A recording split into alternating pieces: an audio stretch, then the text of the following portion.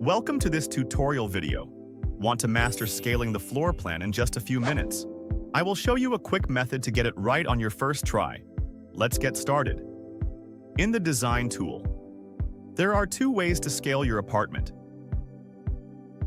Method 1. In the floor plan interior area input box on the right side floor properties panel, directly input the desired floor plan area to automatically scale the floor plan size with one click. If the floor plan has components such as closet, doors, windows, and custom modeling in the Advanced CD tool, adjustments will not be supported and will be cleared.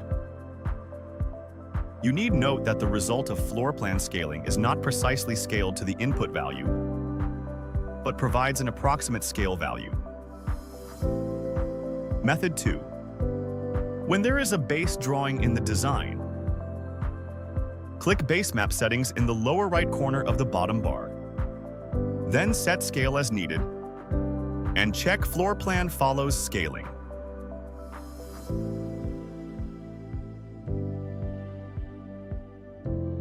Once selected, the floor plan will automatically scale accordingly. That's all. Thanks for watching.